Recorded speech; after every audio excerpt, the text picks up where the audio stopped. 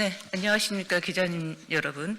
오늘 이 자리는 오세훈 시장의 불법 여론조사 비용 대납과 명태균 게이트 의혹에 대한 수사를 촉구하기 위해 모였습니다. 더불어민주당 새로운 서울특별위원회도 함께하고 있습니다. 국정감사가 한창입니다. 오세훈의 각종 실정이 만천하에 드러나고 있습니다. 그러나 아직 수사는 지지부진합니다. 오늘 이 자리가 수사를 촉구하기 위한 자리라는 것을 말씀드리면서 우선 참석자를 소개하겠습니다. 먼저 박주민 국회의원님, 참석하셨습니다. 네, 김동아 국회의원님 참석하셨습니다. 서울시의원들입니다. 이병도 시의원님 참석하셨습니다. 이승미 시의원님 함께하고 계십니다. 박칠성 의원님도 자리해 주셨습니다. 네, 박유진 의원님도 힘을 더해주고 계십니다. 네, 이번에는 박주민 국회의원님의 모두 발언을 듣도록 하겠습니다. 안녕하십니까. 새로운 서울 준비특별위원회 위원장이기도 한 박주민입니다. 내일 국회 행안위 국감에 명태균 씨가 드디어 증인으로 출석합니다. 드디어 명태균 씨, 그리고 오세훈 시장, 그리고 국민 이렇게 3자 대면이 열리게 되는 것입니다. 불법 여론조사가 있었는지, 그에 대한 비용을 대납한 바가 있었는지 관련된 의혹의 진실이 밝혀질 시간이 되었습니다. 그동안 명태균을 만났지만 여론조사를 의뢰한 적 없다. 김한정이란 사람은 단지 후원자 중에 한 사람일 뿐이다. 명태균을 쫓아냈다. 명태균과 통화한 적도 없다. 이렇게 명태균 씨가 주장해 왔던 것들을 오세훈 시장과 그 측근들은 계속 부인해 왔었습니다. 그러나 내일 국감장에서조차 이런 이야기를 반복할 수 있을지, 그리고 진실을 밝힐 수 있을지 기대가 되는 상황입니다. 오세훈 시장이 떳떳하다면 당당하게 증인 선서를 하고 명태균 씨 앞에서, 그리고 국민 앞에서 직접 답을 해야 될 것입니다. 진실은 회피한다고 가려지지 않을 것입니다. 내일 국정감사를 시작으로 오세훈, 명태균 게이트의 진실을 밝히는 문을 열고 특검 수사로 그 진실을 완성할 수 있도록 끝까지 노력하겠습니다. 감사합니다. 네, 새서울특별위원회 위원장답게 결기 있는 발언을 해주셨습니다. 이번에는 김동아 국회의원님을 모시고 말씀을 듣도록 하겠습니다. 네, 반갑습니다. 새로운 서울 준비특별위원회 위원 서울 서대문갑 국회의원 김동아입니다.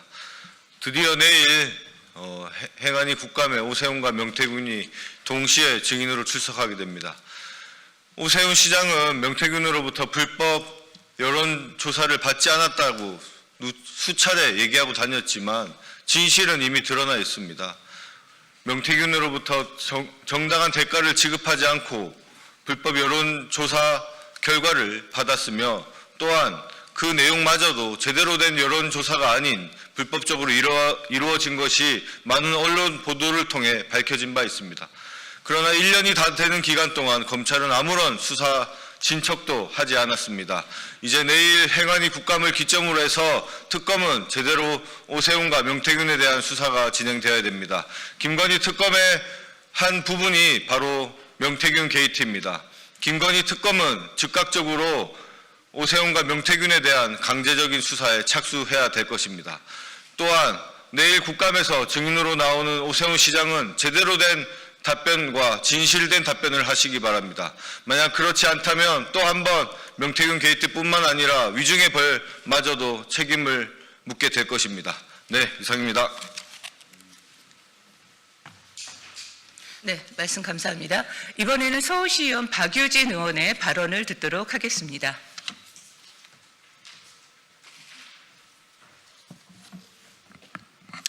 네, 반갑습니다. 서울시 의원 박유진입니다. 오늘 이 자리가 요구하고 있는 것은 단 한 가지 명쾌한 주장 하나입니다. 국민들은 알고 싶은 겁니다. 도대체 오세훈 서울시장과 명태균 씨와의 어떤 관계가 이토록 대한민국 전체를 흔들고 있는 의혹과 의심의 출발이자 끝이 될 것인지가 오늘 이 시간의 주제일 텐데요. 한 가지만 말씀드리고 여론을 대신 옮기도록 하겠습니다. 대의민주주의 제도를 책책하고 있는 우리나라에서 선거법이 그토록 강력하고 모든 사람들의 주목을 받고 있는 것은 국민 여론을 왜곡하는 어떤 행위조차도 가장 무겁고 엄중하게 바라봐야 하는 것은 직접 민주주의를 온전히 간접 대의제로 승화해서 유지시키고 있는 대한민국의 운명과 그리고 우리가 걸어가는 과정이 같이 결부되어 있기 때문입니다. 명태균 게이트의 요건은 딱 한 가지 명징한 의문을 던지고 있습니다. 도대체 어떤 권한으로 국민 여론을 왜곡할 수 있단 말입니까? 이 상식적인 질문에 답해야 합니다. 내일 국감 현장에서 그 의혹이 해소될 수 있는 계기가 되기를 많은 국민들이 얼마나 절실히 바라고 있는지를 꼭 말씀드리고 싶습니다. 고맙습니다. 네, 사회자 소개를 하지 않았다고 말을 들었습니다. 예, 저는 서울시 의원 최재란입니다. 예, 이번 순서는 우리 이병도 시의원과 박칠성 시의원의 기자회견문 낭독이 있겠습니다. 네, 서울시원 이병로입니다. 기자회견문 낭독하겠습니다. 불법 여론조사 비용 대납 등 오세훈 명태균 게이트 의혹 오세훈 시장은 직접 답하라. 내일 10월 23일 행정안전위원회 서울시 국정감사에 명태균 씨가 증인으로 출석합니다.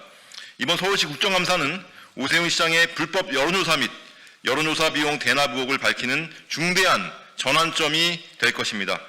지난 2021년 2월 중순 오세훈, 명태균, 김한정 세 사람이 함께 만난 자리에서 김한정 씨가 명태균 씨에게 이기는 조사는 왜 안 나오냐라고 물었다는 발언이 있었음이 언론과 명태균 씨의 법률 대리인을 통해 제기되었습니다. 명태균 씨가 실질적으로 운영한 미래한국연구소는 총 25건의 여론조사 중 13건이 오세훈 관련 조사, 그중 일부는 불법 여론조작용 조사라는 의혹이 짙습니다. 그뿐입니까? 여론조사 비용 3,300만 원을 대신 송금한 김한정, 그러나 오세훈 시장의 선거 비용 내역에는 그에 관해서는 단 한 줄도 없습니다. 이게 대체 뭡니까? 불법 대납과 회계 누락의 정황입니다.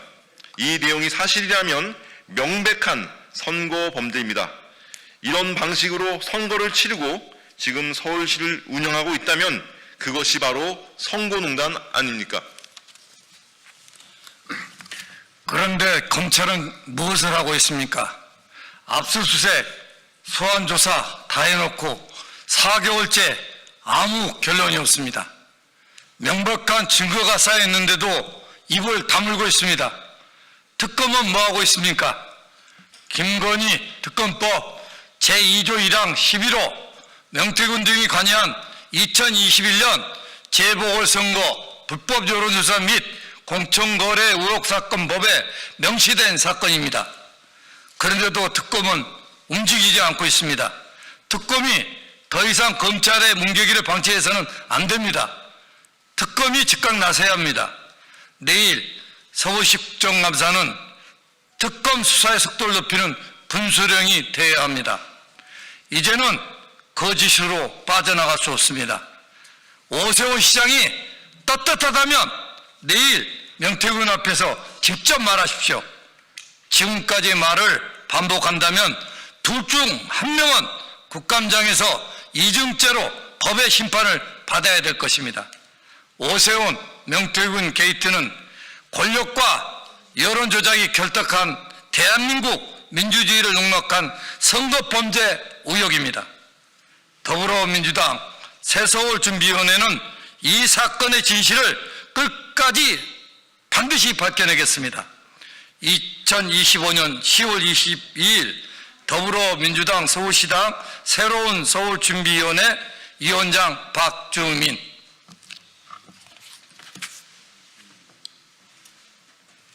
네, 이것으로 기자회견을 마치도록 하겠습니다. 함께해 주셔서 고맙습니다.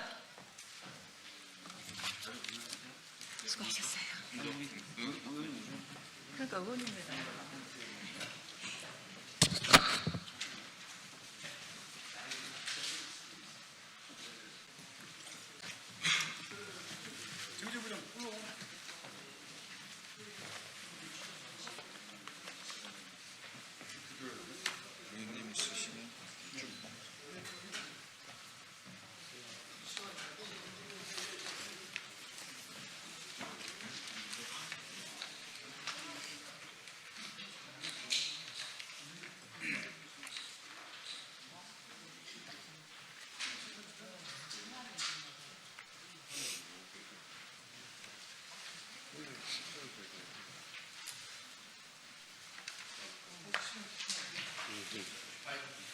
천천히 오시면 되는데 우리는 풍이라서 미리 서 계셔서 미리 딱 의원님이 취지 발언하시고 예. 그다음에 위원장님 하시고 강승기 위원장님 발언하시고 그다음에 여기 영우창지 부장님 발언하시고 어, 김용훈 대장 그럼 잠깐만요. 강승규 부위원장님 발언하고 끝나고 그다음에 두 번째 여기 두 번째가 한국발전기술 영우창지 부장 현장 발언 영훈장님, 김용훈 지장 김영훈 노동부 장관님 이름이 같네. 예.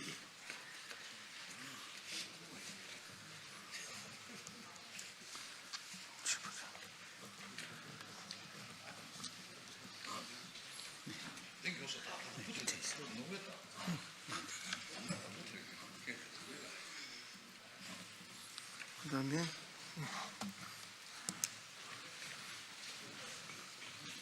시작하죠. 예, 시간이 1분 남았습니다만은 먼저 시작하도록 하겠습니다. 예, 안녕하십니까.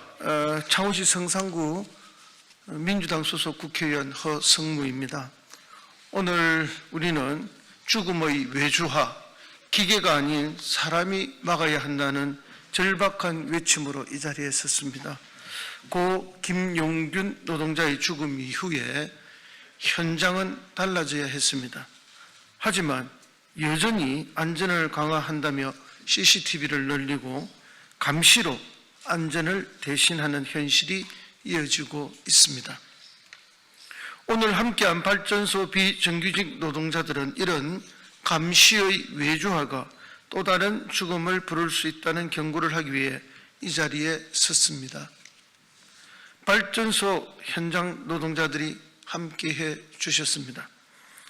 발전 HBS 지부의 박석규 지부장님, 김영구 하동지회장님, 일진파워노조의 김철진 위원장님, 정도영 하동지부장님, 한국발전기술지부의 염호창 지부장님, 김경래 영동지회장님, 한전산업개발발전지부의 이태성 지부장님, KPS 비정규직 지회의 김영훈 지회장님, 그리고 오늘 기자회견을 함께 준비해 주신 공공운수노조 강성규 부위원장님이 함께해 주셨습니다.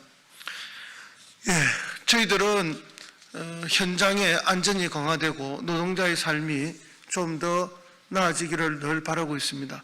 현장 속에서 노동자의 노동 환경도 더욱 안전해지기를 간절히 소망하고 노동이 끝난 후 안전하게 귀가해서 가족과 함께 할 수 있기를 늘 희망하고 있습니다. 그런데 그런 희망이 오히려 CCTV나 감시기구의 강화로 노동자의 인권과 감시로 안전을 대체하려고 하는 이런 모습은 저희들이 받아들이기 매우 어렵습니다. 오늘 기자회견을 통해서 현장의 목소리들을 함께 들어보도록 하겠습니다. 먼저 강성규 부위원장님의 발언을 듣겠습니다.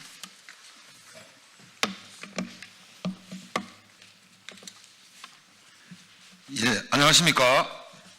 민주노총 공공운수노조 부위원장 강성규입니다. 발전소 노동자들과 안전을 생각하면 두 분의 노동자가 생각이 납니다. 한 분은 2018년 컨베이어 벨트에 끼어 돌아가신 김용균 노동자, 그리고 또 한 분은 올 6월 2일 선반 작업 중 돌아가신 김충현 노동자입니다. 그 외에도 수많은 노동자들이 발전소에서 하청으로 일하다가 또 아니면 특수고용직으로 일하다 목숨을 잃었습니다. 그런데 공공기관 안전관리 강화 방안에는 안전관리 인력을 충원하기보다는 CCTV를 설치하는 일을 검토하겠다고 합니다. 이는 말도 안 됩니다. 발전소에서 김용균 사고 이후 중대재해처벌법이 제정되고 안전을 점검한다는 명목으로 이동형 CCTV를 설치한다고 했지만 결국 김용균 이후에 김충현 노동자의 죽음은 막지 못했습니다. 아니 위험 업무를 2인 1조로 한다고 하더니 하청 노동자한테 온갖 굳은 일을 시킨 것도 드러났습니다. 노동자들은 사람입니다. 안전을 위해 위험한 작업을 할 때 안전관리자가 나와서 지켜보다가 위험이 감지되면 일을 멈추고 대피해야 되는 거 아니겠습니까? 기계가 사람을 대신할 수 없는 것입니다. 공공기관을 안전하게 만들기 위해 공공기관 노동자들이 안전하게 일하기 위해 안전인력을 확충해야 합니다. 뿐만 아니라 위험하면 위험하다고 말할 수 있는 동등한 자격, 즉 원청에 직접 고용돼서 눈치 안 보고 일할 수 있는 사회를 만들어야 합니다. 그 길에 공공운수노조 앞장서서 투쟁해 나가도록 하겠습니다. 감사합니다. 예, 다음은 한국발전기술지부의 염호창 지부장님의 발언이 있겠습니다. 네, 안녕하십니까. 한국발전기술지부의 염호창 지부장입니다. 2018년 12월 10일 22시경 한국서울발전 태안발전소에서는 저희 동료였던 한국발전기술 청년 노동자 김용균이 벨트 컨베이어와 롤러 사이에 협착되어 사망하는 사고가 발생했습니다. 김용균 노동자의 사망은 발전소의 위험한 작업 환경과 비정규직 노동자들이 겪고 있는 불합리한 노동 현실을 생생하게 드러냈습니다. 사고 이후 안전한 일터를 만들어야 한다는 국민적 염원을 모아 정부에 사망사고의 원인을 밝히는 특조위를 구성을 했고 위험이 죽음으로 이어지는 구조를 바꾼다고 했습니다. 핵심은 누군가 옆에 있는 2인 1조와 구조적 근본적 개선 방안 정규직 전환이었습니다. 하지만 6년의 약속은 지켜지지 않았습니다. 그리고 우리는 김충현 노동자를 만납니다. 이제 더 이상은 안 됩니다. 하지만 발전사는 여전히 공공기관으로 책무를 다하기보다는 법 규정도 없고 개인 동의도 없이 무분별한 이동식 블랙박스를 통해 책임을 노동자에게 전가하려고 합니다. 발생한 사고 모두 위험의 외주와 공공기관 인력 부족의 문제입니다.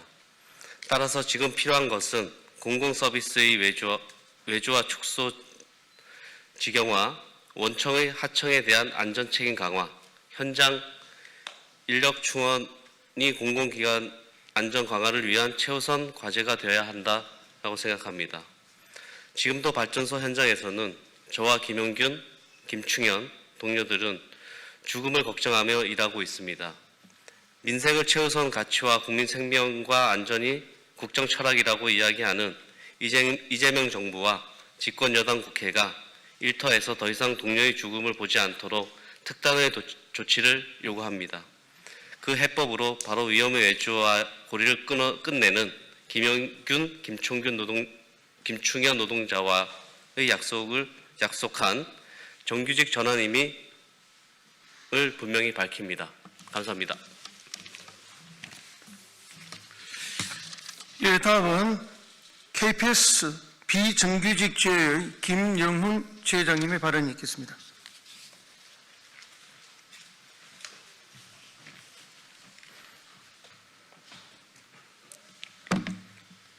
예, 안녕하십니까. 태안화력발전소 김충현 동지의 동료 한전 KPS 비정규직 지회 김영훈입니다. 김충현 동지 죽음 이후에 우리는 더 이상 예전의 일터로 돌아갈 수 없었습니다. 그의 죽음이 단지 한 사람의 비극이 아니라 우리 비정규직 노동자들이 매일 밟고 있는 위험한 현장에서 그 위험을 드러낸 사건이었습니다. 한전 KPS와 발전사는 사고의 근본 원인을 외면한 채 여전히 책임을 회피하고 있습니다. 우리가 요구하고 있는 것은 거창한 것이 아닙니다. 안전한 일터, 사람을 존중하는 일터입니다. 그러나 원청은 우리의 목소리에 귀를 닫고 투쟁하는 노동자들을 탄압으로 맞섰습니다. 정당한 문제를 제기하고 현장에서는 감시와 통제가 강화되었습니다. 우리는 일터에서 동료가 감시 대상으로 취급받고 있는 것에 대해서 참담함을 느끼고 있습니다. 최근에 지능형 CCTV라는 이름으로 현장 곳곳에 감시 카메라가 설치되었습니다. 블랙박스, 고프로와 같은 이동형 CCTV, 관리 감독자가 관리 감독이 아닌 현장의 인원들을 감시하기 위한 도구로서 활용하고 있습니다. 원청은 이를 안전 강화라고 포장하지만 실제로 사고가 발생했을 때 책임을 노동자에게 떠넘기기 위한 도구로 악용하고 있습니다. 카메라가 지켜보는 곳에서 저희는 숨조차 마음대로 쉴 수 없었습니다. 사고의 원인은 구조적 문제와 인력 부족, 그리고 안전 시스템에 2차 하청 노동자들이 적용받을 수 있는지, 그 무리한 공정 압박에도 있음에도 불구하고 영상을 근거로 노동자의 부주의를 탓하는 일이 벌어지고 있습니다. 우리는 사람답게 일할 권리를 되찾기 위해 싸우고 있습니다. 김충현 동지의 희생이 헛되지 않도록 안전과 생명을 위한 투쟁을 멈출 수 없습니다. 현장의 비정규직 노동자들은 침묵하지 않을 것이며 감시와 통제, 책임 전가가 아닌 진정한 평화가 필요할 때입니다. 원청은 더 이상 안전을 비용으로 계산하지 말고 인간 생명의 최우선 가치로 삼아야 합니다. 우리의 요구는 명확합니다. 비정규직을 내모는 이런 위험의 외주와 구조를 철폐하도록 저희는 요구하고 있습니다. 지능형 CCTV로 노동자의 감시를 그리고 책임을 떠넘기를 행위를 중단하시기 바랍니다. 모든 노동자에게 차별 없는 안전권을 보장해 주십시오. 김충현 동지가 꿈꾸었던 비정규직 없는 세상을 만들기 위해 우리는 오늘도 싸우고 멈추지 않을 것입니다. 감사합니다. 예, 마지막으로 기자회견문 낭독하겠습니다. 반갑습니다. 공공운수노조 일진파워 하동지부장 정도영입니다. CCTV로 산업재해를 막겠다는 발전사, 김충현 사고로부터 무엇을 배웠는가? CCTV가 아니라 안전인력을 충원하라. 기획재정부는 공공기관 안전관리 강화 방안의 주요 내용 중에 공공기관 안전인력 투자 강화 방안에서 지능형 CCTV, AI 등을 작업 현장에 도입한다고 밝혔다. 기획재정부답게 효율성을 제고할 수 있을 것이라고 밝혔다. 그러나 발전소에서는 이미 낯익은 풍경이다. 이미 2020년부터 안전관리 명목으로 산업재해 유발 요소를 없애기 위해서라는 명목을 들었지만 김충현 노동자는 산업재해로 사망했다. 김충현 노동자가 왜 사망했는가? 김충현 노동자가 사망한 이유는 홀로 외롭게 안전관리자도 없이 근무했기 때문이다. 한국서부발전은 공작 설비 작업과 관련하여 유자격 인원을 기준으로 산정하고 작업 시 보조자 또는 감시자를 대동하여 2인 1조 작업을 한다고 밝혔다. 과연 김충현 노동자가 감시자나 보조자가 있었는가? 발전소 현장에는 하청 노동자가 관리 감독자의 역할을 해야 하는 경우가 허다하다. 뿐만 아니라 위험성 평가 업무와 작업 전 안전조치 등을 물론 작업계획서, 안전작업 허가서를 본인이 작성하는 경우 또한 발생하고 있다. 더군다나 CCTV 촬영은 동의서를 받게 되어 있으나 한국서부발전은 이마저도 지키지 않고 있다. 결국 CCTV 촬영은 안전관리 대책이라기보다는 노동자들을 감시하는 감시의 외주화일 뿐이다. 사고가 나면 노동자들이 어떻게 행동했는지가 아니라 사전에 감독자가 안전을 확인하고 문제가 발생할 위험이 있을 때 즉각적으로 대응하여 사고를 예방할 수 있어야 한다. 뿐만 아니라 김충현 사망사고 이후 구성된 김충현 협의체에서 논의하고 있는 한전 KPS 하청 노동자들에 대한 정규직 전환, 연료환경설비 운전과 경상정비 노동자들의 정규직 전환을 통해 안전하게 일할 권리가 보장되어야 한다. 하청 노동자들에게 위험한 업무가 내맡겨지지 않도록 해야 한다. 우리는 요구한다. 안전한 일터를 만들기 위해 안전 인력을 확충하라. 안전하게 일할 권리, 정규직 전환을 쟁취하자. 공공운수 노조 발전 비정규직 연대 이상입니다. 예, 안전한 일터를 만들기 위해서는 죽음을 외주화하고 또 노동자를 감시하기 위한 여러 가지 기계 장치, 감시 기구를 늘리는 것이 안전을 위한 것이 아닙니다. 안전을 위해서는 안전을 충분히 확보할 수 있는 안전관리요원, 또 안전규칙에 맞게 사람을 배치하는 것입니다. 다시 한번 안전하게 일터에서 일하고 가정으로 돌아가서 가족과 함께 할 수 있는 노동자들의 권리에 귀 기울여 주실 것을 부탁드리면서 오늘의 기자회견을 마치겠습니다. 감사합니다.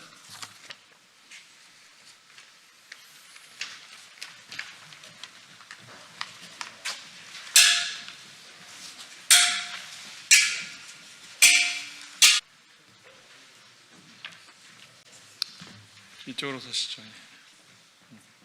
제 옆으로 오른쪽으로. 이쪽으로 서십시오. 이쪽. 그냥 이쪽으로 서십시오. 안쪽으로. 그냥 이쪽으로 서세요. 좀 가까이 오십시오.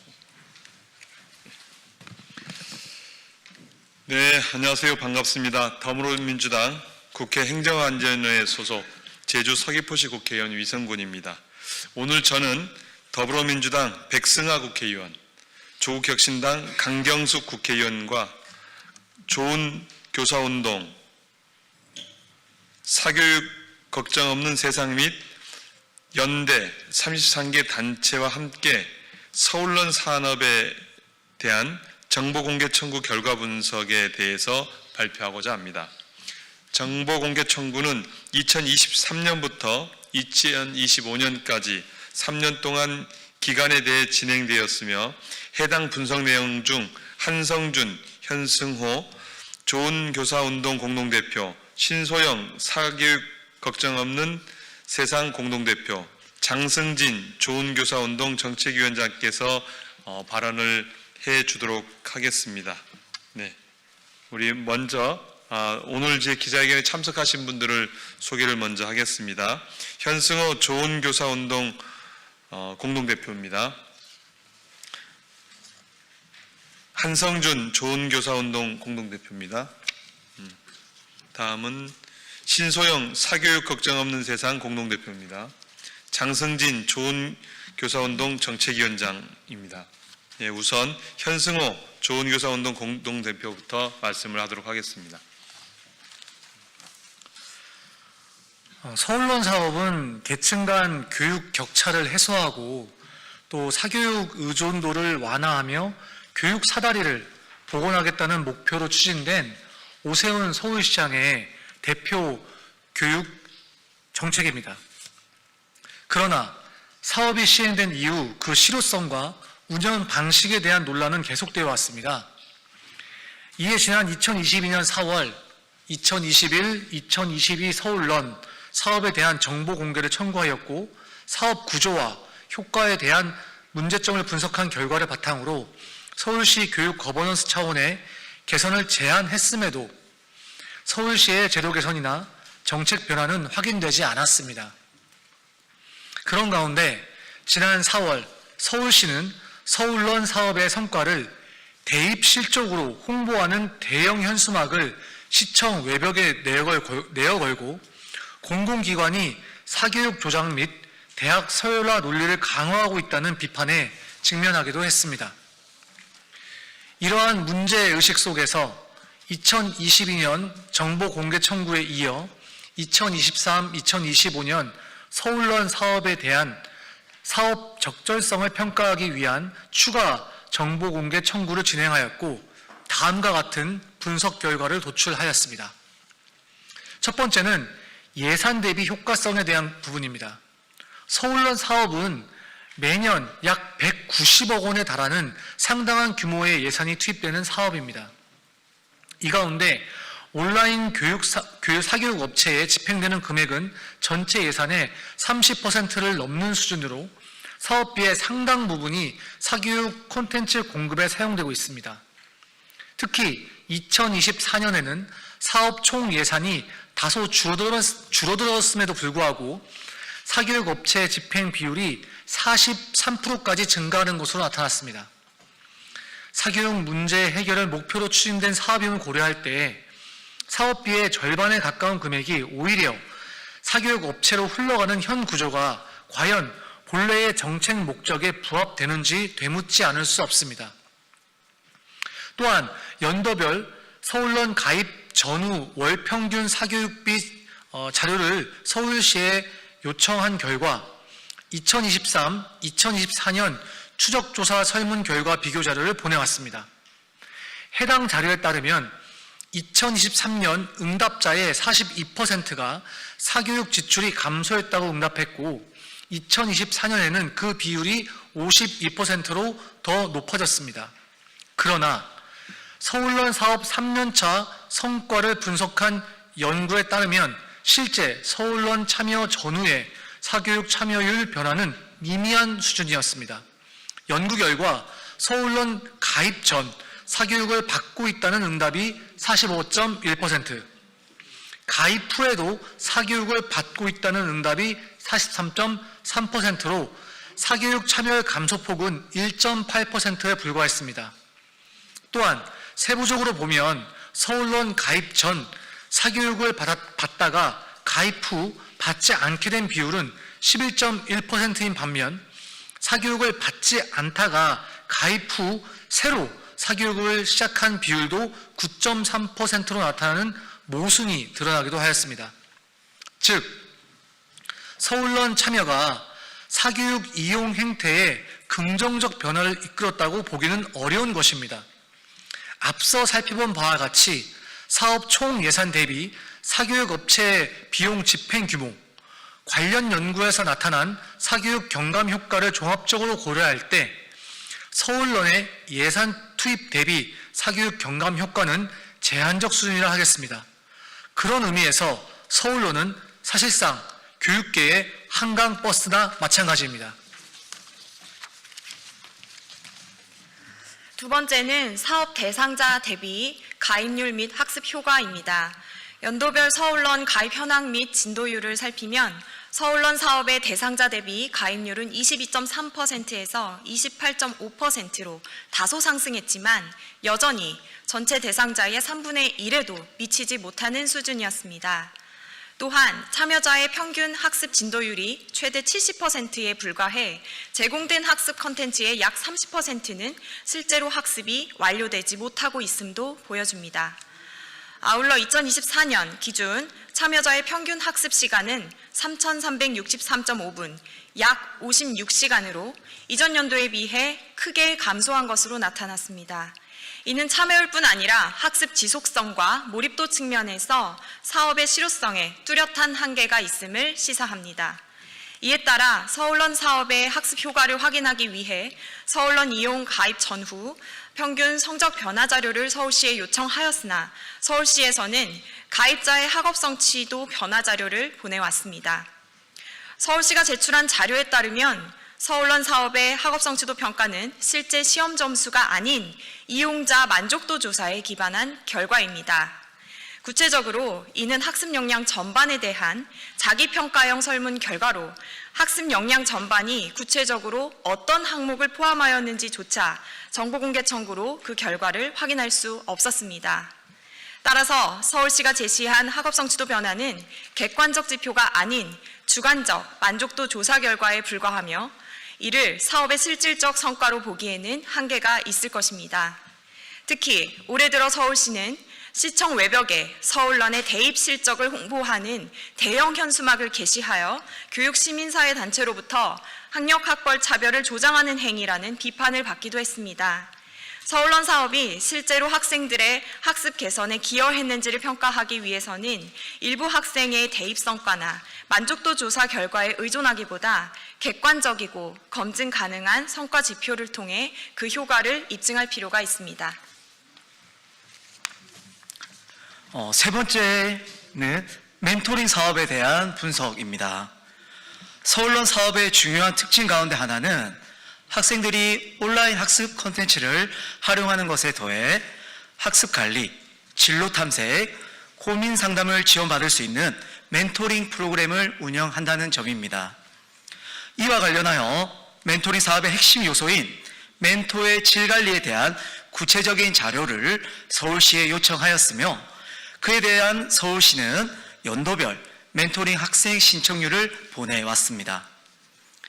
자료를 확인한 결과 서울런 가입 학생 중 멘토링을 신청한 비율은 55에서 59% 수준으로 절반을 약간 웃도는 정도에 그쳤으며 해마다 그 신청자 수는 감소하는 추세를 보였습니다. 또한 지난 3년간 멘토를 대상으로 한 교육 내용을 살펴보면 학습 관리나 지도 역량 강화를 위한 전문 연수보다는 유명 강사의 일회성 교양 강의에 가까운 구성이었습니다. 멘토링 사업의 성패는 결국 멘토의 질적 역량에 달려 있음에도 불구하고 르네상스 미술 이야기, 마술 같은 미술, 경제기사 읽기와 재테크와 같이 초중고 학생들의 학습 관리나 진로 탐색에 실질적인 도움을 주기에는 의문이 가득했습니다. 물론 멘토 대학생들의 인문적 소양을 넓혀주는 다양한 강좌 자체가 무의미한 것은 아니지만 사업의 본래 목적 실현과 멘토의 전문성 강화라는 측면에서는 명확한 한계가 드러났습니다. 요컨대 서울런 산업은 매년 190억 원이 넘는 예산을 투입하고 이 중 30% 이상을 온라인 학습 콘텐츠 업체에 지출하고 있음에도 불구하고 사교육 경감 효과는 극히 제한적이라고 할 수 있겠습니다.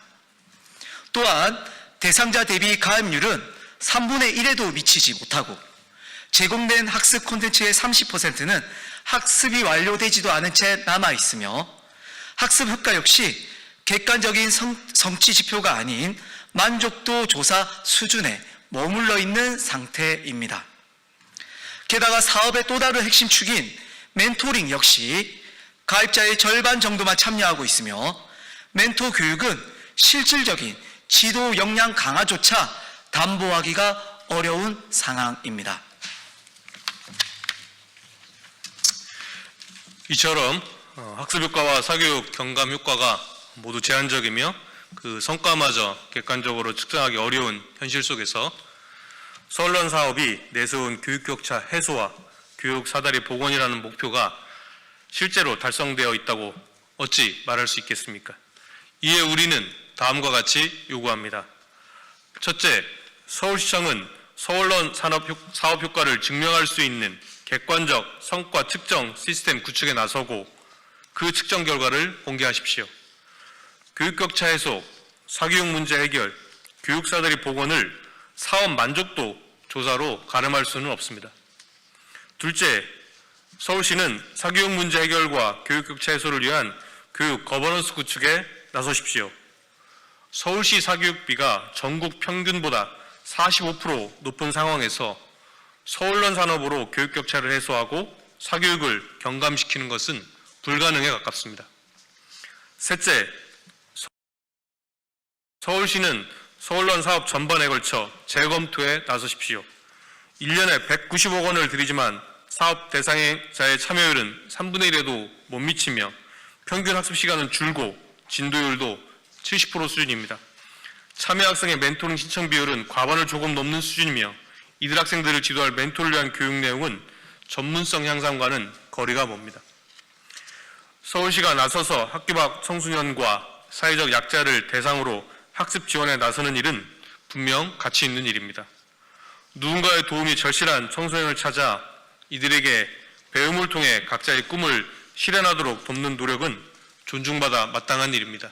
그러나 막대한 예산이 정말로 배움이 절실한 청소년들에게 효과적으로 사용되고 있는지, 그리고 사업 효과가 대상자들에게 실질적으로 나타나고 있는지 점검하는 일은 그보다 더욱 중요합니다.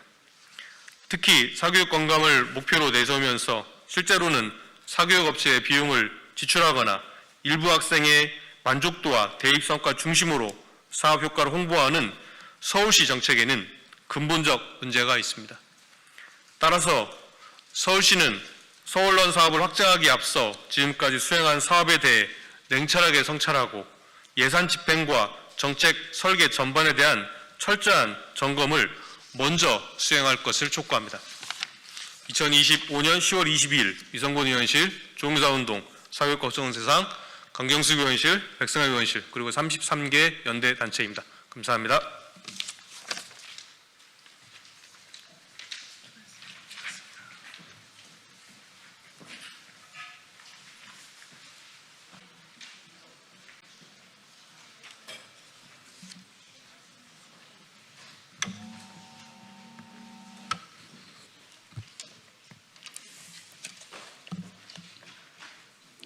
네, 진보당 브리핑 시작하겠습니다. 대변인 이미선입니다. 동성부부도 배우자로 응답하게 된 인구주택 총조사, 다양성을 반영한 긍정적 변화를 환영합니다. 오늘부터 시작되는 인구주택 총조사에서 동성부부도 배우자 또는 비혼 동거로 등록할 수 있게 되었습니다. 이는 성소수자 시민들의 존재를 국가 통계에 처음으로 공식 반영하는 역사적인 변화입니다. 적극 환영합니다. 그동안 다양한 가족 형태는 제도적으로 배제되어 왔고 많은 시민의 삶이 통계에서조차 없는 존재처럼 취급되어 왔습니다. 그러나 가족의 모습은 이미 달라졌고 법과 제도 역시 이 변화에 발맞춰야 합니다. 이번 조치는 우리 사회가 다양한 삶을 인정하겠다는 중요한 사회적 선언입니다. 그러나 여전히 성소수자 정책 수립에 필요한 실질적 데이터는 여전히 부족합니다. 단지 보이는 척해서만 안 됩니다. 존재를 지우지 말고 있는 그대로 호명하고 정확히 반영해야 합니다. 차별금지법 제정과 동성혼 법제화 등 실질적인 권리 보장을 위한 노력으로 이어져야 할 때입니다. 진보당은 앞으로도 모든 시민의 삶이 통계와 정책에 온전히 반영되도록 계속해서 함께하겠습니다. 이번 변화가 다양성과 평등을 확장하는 디딤돌이 되기를 바랍니다. 이상 브리핑 마치겠습니다. 고맙습니다.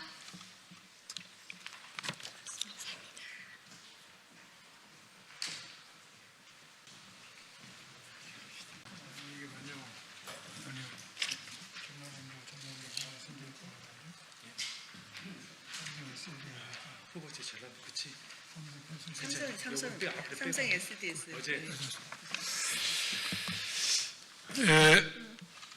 저희들은 광주시 소속 의원들입니다. 어제 삼성 SDA 컨소시엄이 국가 AID 컴퓨팅 센터 후보 선정지로 전라남도를 선정과 관련해서 저희들이 깊은 유감을 표시하면서 그에 대한 기자회견을 하겠습니다. 국가 AI 컴퓨터 센터 공약 미이행에 깊은 유감, 광주 AI 중심 도시는 끝까지 완성하겠습니다. 어제 삼성 SDA 컨소시엄이 국가 AID 컴퓨터 센터 추진 민간 컨소시엄 후보지로 전라남도를 선정하여 신청하였습니다. 결과적으로 AI 컴퓨팅 센터의 광주 유치 공약은 이행되지 못하게 됐지만 이에 대해 광주 시민과 함께 깊은 유감을 표합니다.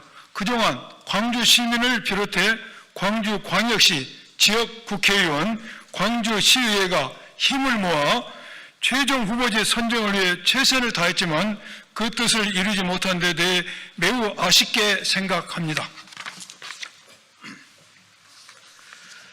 정부는 공약이 이행되지 못한 현실을 무겁게 받아들이고 광주 AI 시범도시로 조성한다는 공약을 더 실질적으로 완성하는 근본적 대책을 마련해서 광주 시민 앞에 밝혀주시기 바랍니다.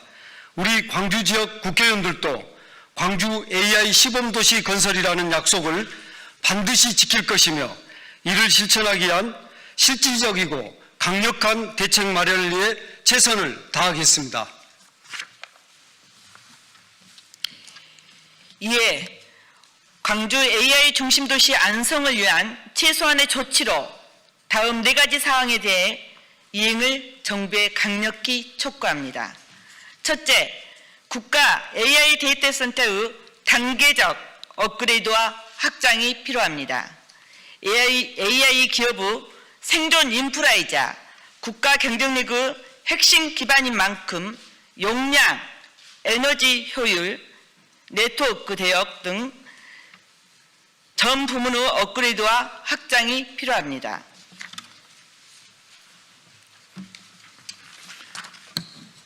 다음으로 광주에 국가 AI 연구소가 설립되어야 합니다.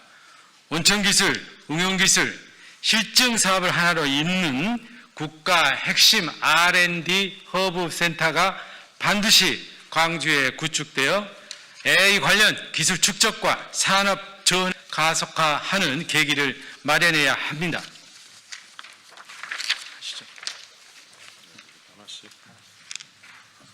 셋째, AI 반도체 실증센터가 조성되어야 합니다. 국산 AI 반도체의 성능, 안전성 검증과 국민 체감형 AI 서비스의 실증을 한 곳에서 수행하는 플랫폼을 구축해 생태계 전반의 확산 속도를 높여야 합니다.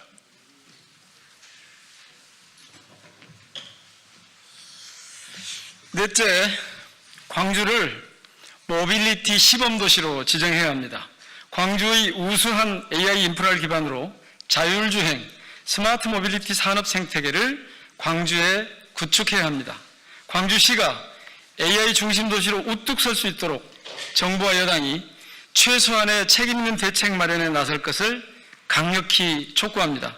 우리 광주 지역 국회의원들도 관련 입법과 제도 정비, 예산 확보에 최선을 다하고 모든 지원을 아끼지 않겠습니다.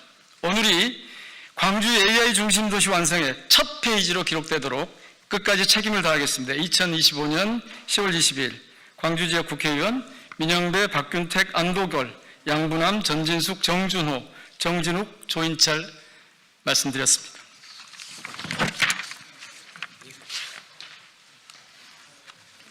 고맙습니다.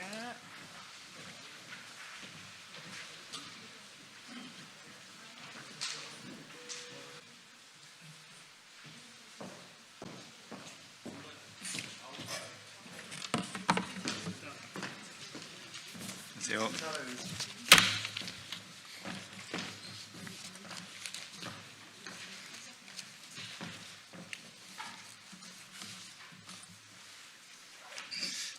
네, 아직 시간이 조금 덜 되긴 했는데 다 오셔가지고 바로 시작하도록 하겠습니다.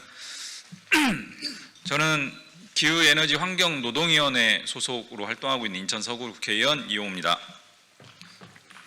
예, 오늘 사회를 맡게 됐습니다.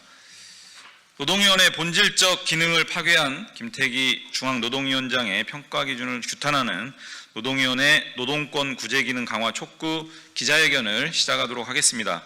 먼저 참석자 소개해드리겠습니다. 홍지욱 민원총 부위원장님 오셨습니다. 양동규 중앙노동위원회 노동자위원님 오셨습니다. 전 민원총 부위원장을 역임하셨습니다. 박은정 중앙노동위원회 노동자위원님이시자 현 민노총 정책국장님 오셨습니다. 정도영 중앙노동위원회 노동자위원님 오셨습니다. 이호표 서울지방노동위원회 노동자위원님 오셨습니다. 현재 중앙노동위원회 노동자위원 위촉 절차를 밟고 계신 권수정 아시아나노조 위원장님 오셨습니다. 오늘 기자회견 취지에 대해서 간단하게 먼저 설명드리겠습니다. 저희 더불어민주당은 과거부터 노동위원회에서 부당해고나 부당노동행위를 당한 노동자들이 실질적인 구제를 받을 수 있도록 지속적인 제도 개선을 해왔습니다. 특히 문재인 정부에서는 노동위원회 발전 방안, 노동위원회 심판 혁신 방안이라는 계획들을 수립하고 노동위원회 조사관들의 직권조사를 강화해 노동자 권리구제를 더욱 실질화해 나갔습니다.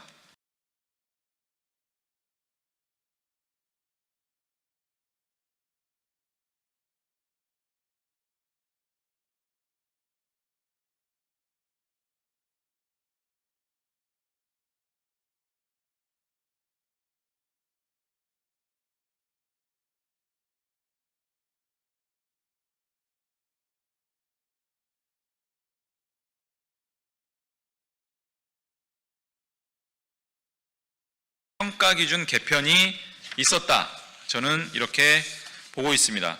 중노위에 따르면 2022년 11월 29일 임명된 김태기 위원장은 부임 반년도 되지 않은 2013년 4월 진호위 평가 기준 중에서 직권조사가 차지하는 배점을 15점에서 7점으로 반토막 내고 화해 조정 중재 취하율을 9점에서 15점으로 올렸으며 ADR에 관련된 지표를 23년, 24년 연달아 신설하기도 했습니다. 오늘 회견을 주최하신 민주노총에서 이 평가 기준 개혁에 대한 상세한 설명을 해주실 것으로 기대합니다. 저도 다가오는 국정감사에서 이 문제를 지적하고 노동위원회에서 내실 있는 조사가 이루어질 수 있도록 하겠습니다. 그럼 첫 발언 들어보도록 하겠습니다. 홍지욱 민주노총 위원장님 발언 듣겠습니다.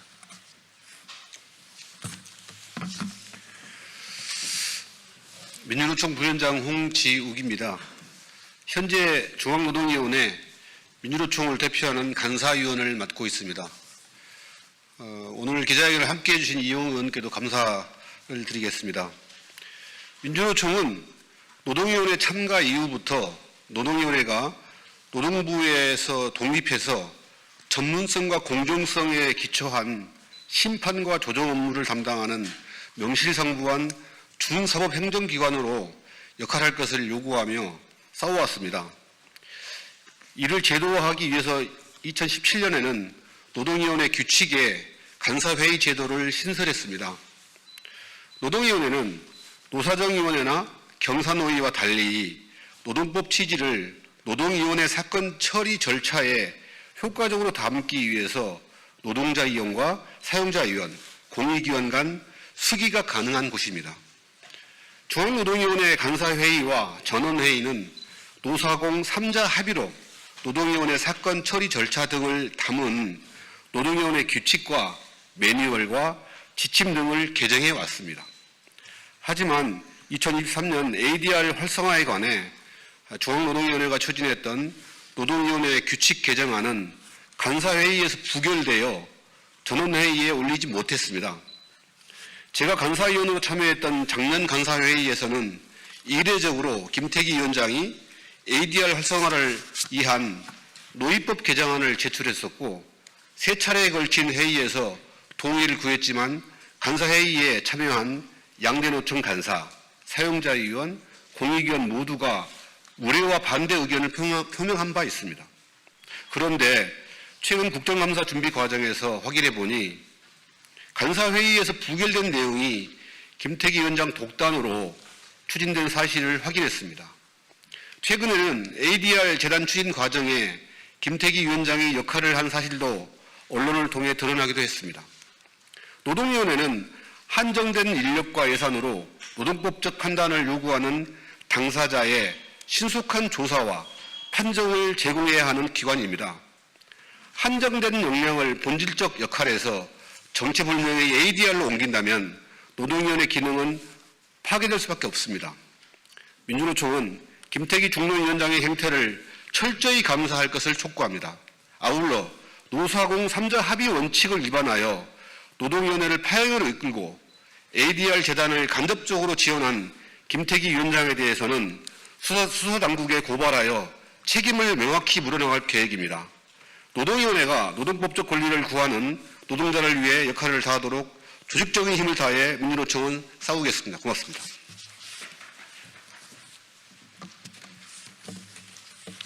예,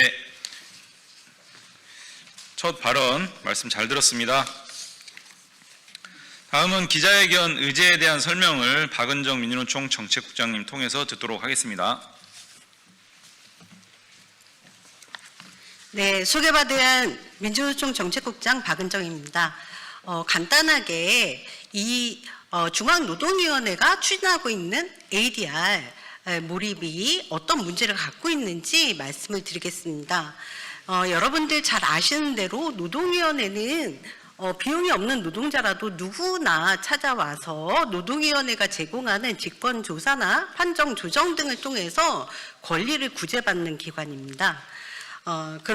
그런데 이 노동위원회의 공정성, 전문성 문제는 아주 오랫동안 문제 제기를 받아왔죠. 그래서 노동법원을 만들어야 한다는 논의를 촉발시키기도 했습니다. 특히 2012년에 창조 컨설팅 등의 노조 파괴 과정에서는 특정 조사관이 이 창조 컨설팅의 사용자를 편드는 어떤 업무를 진행하는 것 때문에 문제가 되기도 했습니다. 그래서 2018년에는 새 정부에서 노동행정을 개혁하는 과정에서 노사관계 개혁의 핵심적인 개혁 과제로 노동위원회 개혁 과제가 제기가 됐고, 그 과정에서 특히 노동위원회가 부당 노동행위 등의 어떤 판정을 하는 데 있어서 직권조사 등을 강화하고 심판위원들의 전문성을 높이고 이런 등등의 과제들을 제출을 한 바 있습니다. 그 이후 민주노총을 비롯해서 노동위원회에 관심을 갖고 참여하고 있는 다수의 전문가들의 간담회, 그리고 노동위원회에 사건을 대리하고 있는 노무법인의 노무사분들, 그리고 법률가들, 그리고 노사단체들 간의 숱한 논의의 과정들을 거쳤고 2021년부터 구체적으로는 이 심판혁신과 노동위원회 발전 방안에 관한 노동위원회 규칙을 개정하게 됩니다. 그 내용이 여러분들에게 제출드린 6쪽의 자료에 담겨 있습니다. 그 노동위원회 규칙 등의 개정 과정들은 보면은 각하 사유를 축소해서 당사자 적격이 있는지 여부도 노동위원회가 직접 심리하도록 했습니다. 그래서 최근에 원청 사용자 등에 대한 판단, 즉 실질적 지배력이 있고 구체적 지배력이 있는, 결정권이 있는 지위에 있는 자를 사용자로 보는 판단들을 노동위원회가 할 수 있었던 것입니다. 그리고 노동위원회가 직권조사로 조사한 노이증 등의 자료도 당사자에게 제공해서 당사자가 자신의 주장을 변론하는데 참조로 할 수 있게 했습니다. 이런 내용들이 노동위원회 기존 평가 기준에 반영이 됐었습니다. 7쪽부터 말씀드리겠습니다. 7쪽 보시면 2022년의 경우에는 노동위원회가 전문성이 있는 심판위원들을 심판위원회에 배정하는 것을 평가 지표로 삼았습니다. 그런데 이 내용이 김태기 위원장 시기에 와서 아예 평가 기준에서 빠져버렸습니다. 법적 쟁점이 있는 중요 사건의 경우에는 쟁점이 있는 사건들은 노동법 전문성이 높으신 분들이 판단을 해야 되는데 그런 기준 없이 경영학 교수라든가 법률가라든가 이런 분들을 현재 배치하고 있는 상황입니다. 8쪽 말씀드리겠습니다. 조정이 지금 어떻게 보면은 현재 김태기 위원장이 강조하고 있는 ADR에 가깝다고 볼 수 있습니다. 그런데 김태기 위원장이 현재 진행하고 있는 것은 당사자의 신청이 없는 경우라도 분쟁이 발생할 수 있을 것 같은 곳에 가서 어떤 조정을 하겠다라는 것입니다. 그것은 노동위원회의 업무 절차로도 맞지가 않습니다. 그간의 노동위원회는 노동관계의 다양한 분쟁 의제를 실질적으로 해결하기 위한 적극적 조정을 해왔습니다. 그래서 원청을 조정회의에 불러서 실질적 의제를 다루도록 했습니다. 그 참고로 작성한 8쪽 상단의 내용들을 보시면 되겠습니다. 그런데 이 내용들이 이 평가 기준에서 빠지고 조정 성립률, 사후 조정 성립률로 다 대체됐습니다. 그러다 보니까 일부 조사관들은 성립률을 건수를 높이기 위해서 이미 현장에서 노사 간에 자율적으로 합의를 한 현장조차도 찾아가서 사후 조정한 것으로 해달라 라는 이런 사례가 발생하기도 했습니다. 구쭉 말씀드리겠습니다. 직권조사 문제는 이미 이용우 위원실 통해서 배포된 자료를 통해서 확인될 수 있습니다. 예를 들어서 CJ 대한통운의 경우에는 심판위원회 위원분들이 직접 현장 조사를 다녔습니다. 그리고 SPC 부당노동행위 노조 간 차별의 경우에는 경기지방노동위원회가 실제로 그 통계 학자에게 유의적인 통계 차이가 있는지도 의뢰하기도 했습니다. 이런 다양한 직권조사가 빠졌습니다. 그래서 보시면 11쪽에 2024년에 지방노동위원회 부당해고 등 구제 신청 사건의 인정률은 26.4%밖에 되질 않습니다. 인정률이 모든 성과를 말하는 것은 아니지만 이 이야기는 노동위원회가 진정으로 집중해야 될 업무가 다른 ADR 같은 업무로 대체되어지면서 실질적인 본질적 기능이 약화됐다 이렇게 볼 수 있겠습니다. 이상입니다. 예, 충분한 말씀 잘 들었습니다. 예, 마지막 순서는 기자회견문 낭독인데요.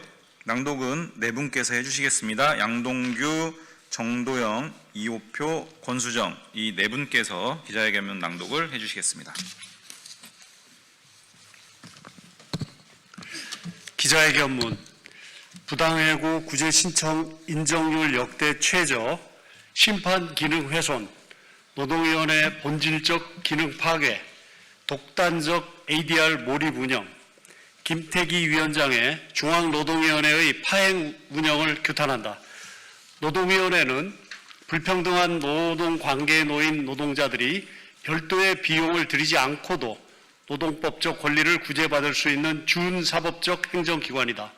또한 노동조합과 사용자가 교섭 과정에서 주장의 불일치로 난항을 겪을 때는 교섭을 촉진하고 조정 서비스를 제공하여 노사관계 자율적 운영을 지원한다. 조정을 지원한다. 심판과 조정은 노동자의 노동법적 권리를 보호하고 노사관계 분쟁을 해결하는 노동위원회의 핵심적 기능이다. 노동위원회를 통한 노사관계 분쟁 해결 비중은 날로 높아졌다. 2024년 말 기준 법원에 가기 전에 노동위원회의 단계에서 분쟁이 종결되는 사건 비율은 97%에 달한다. 재심판정에 불복해 소송을 제기하는 3%의 사건들도 10% 남짓만 법원에서 결과가 바뀔 정도로 노동위원회의 심판은 중요도가 높다. 노조법 개정으로 사용자 범위가 확대되고 노동쟁의 대상이 늘어난 만큼 노동위원회의 심판과 조정에서 노동법적 전문성 강화는 더욱 중요한 과제가 되었다. 그러나 2025년도 국정감사를 앞두고 확인한 노동위원회 운영 실태는 참담하다. 김태기 중앙노동위원장 임기 3 노동위원회 운영은 심판과 조정의 전문성에 역행하는 ADR로만 폭주해온 사실이 드러났다. 박해철 의원실에서 확보한 노동위원회 기관평가 기준은 심판의 전문성과 노동위원회 직권조사 비중, 구제명령 이행률 재고 지표가 축소된 사실을 보여준다. 이용우 의원실이 확보한 노동위원회 직권조사 현황 자료를 통해서 심판사건의 직권조사 비율은 27%가 줄었고 현장 조사 비율도 반토막이 줄어든 사실이 확인되었다.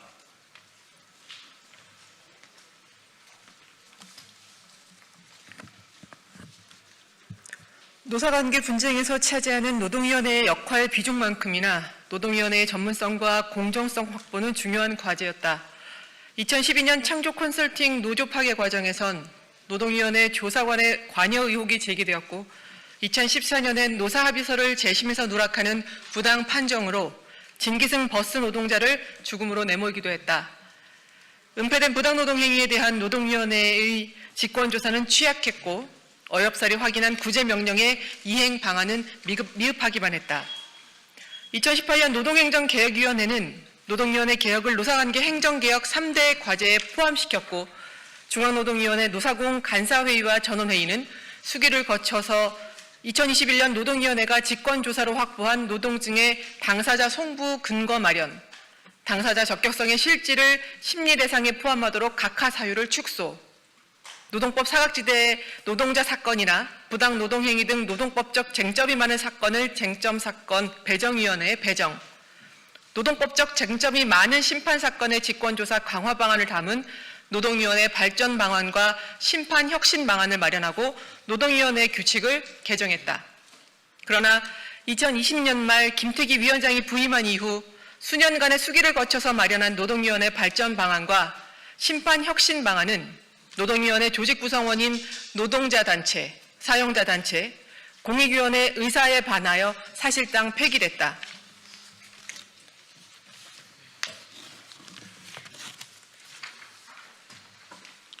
노동위원회법 제15조 제2항은 노동위원회 운영 등에 관한 일반적 사항, 노동위원회 규칙 재개정 등을 중앙노동위 전원회의에서 의결하도록 정함으로써 노사공위원으로 조직을 구성하는 노동위원회의 3자 합의제 운영 원칙을 규정하고 있다. 다만 170명의 위원이 상시적으로 전원회의를 운영하는 데 한계가 있기에 이를 보완하여 노동회 규칙 제15조 2는 노사공 간사회의를 제도로 정하고 있다. 그러나 김태기 위원장은 노사공 3자 합의제 운영 원칙마저 파기하여 ADR에 몰입하였다.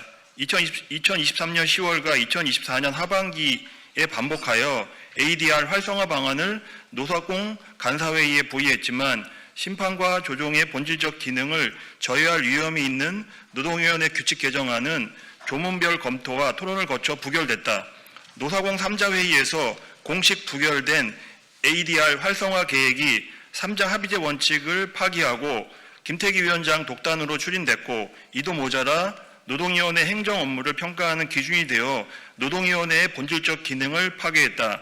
이용우 위원실 국정감사 자료에 확인된 바 노동위원회는 ADR에 몰입했던 2024년 한 해 노동위원회 전체 심판 및 조정 사건 수 대비 직권조사 수 비율은 직전 연도 대비 27%가 축소했고 현장 조사 건수는 절반 가까이 줄었다.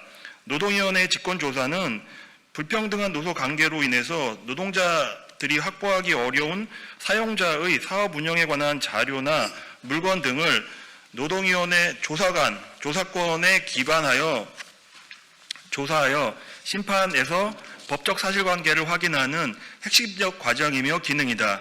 2021년과 2022년 노동위원회는 심판 기능을 강화하는 노동위원회 규칙 개정을 거쳐 직권조사 기능을 강화했다.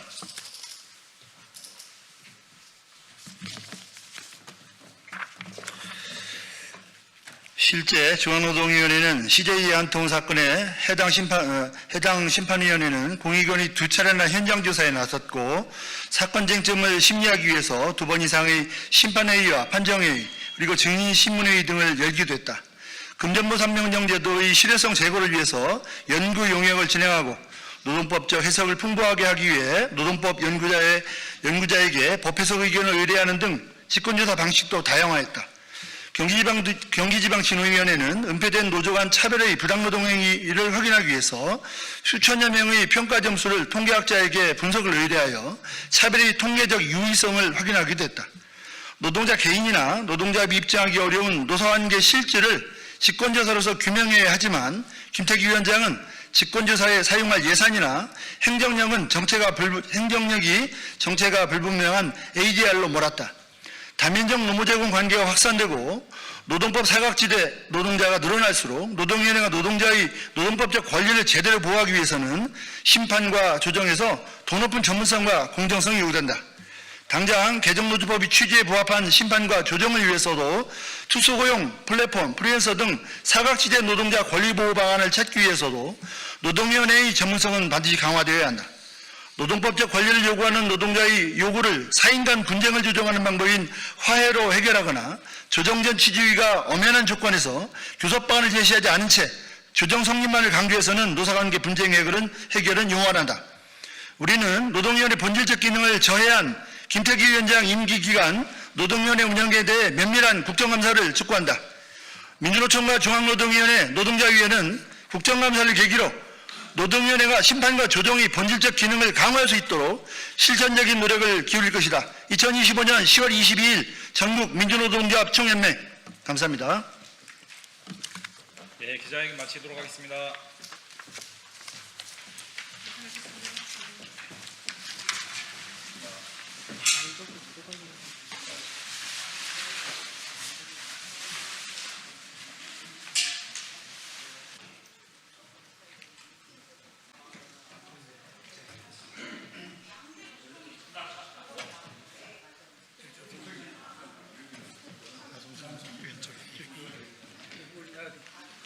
나동상 위원님 옆에 좀 옆에 그쪽이요. 장학생 이사장 지금 최영근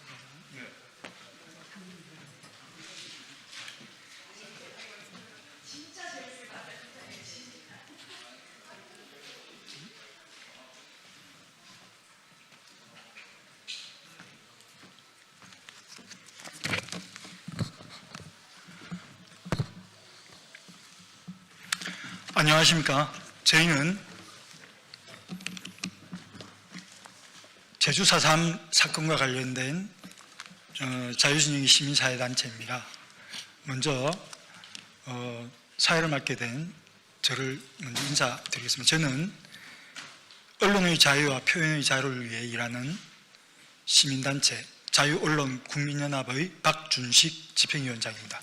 제 오른쪽부터 참석하신 분들을 소개하겠습니다. 박홍균, 박진경 대령 유족회 사무총장이십니다. 다음은 이주천 제주 4.3 사건 재정립 시민연대 역사수호위원장이신 이주천 교수님이십니다. 다음은 최종대 전군 구국동지연합회 회장이십니다. 다음은 장낙승 국군 명예회복운동본부 이사장이십니다. 다음은 구충서 한반도 인권과 통일을 위한 변호사 모임 역사왜곡대책위원장이십니다. 그 다음은 나종상 전 제주 4.3 사건 진상조사팀 전문이셨습니다. 국무총리실 산하. 다음은 이승학 제주 4.3 사건 진실 규명을 위한 모임 도민연대 대표이십니다. 자, 이상 먼저 이번 기자회견의 취지 및 주요 주장에 대해서 구충서 변호사님께서 말씀을 해 주시겠습니다.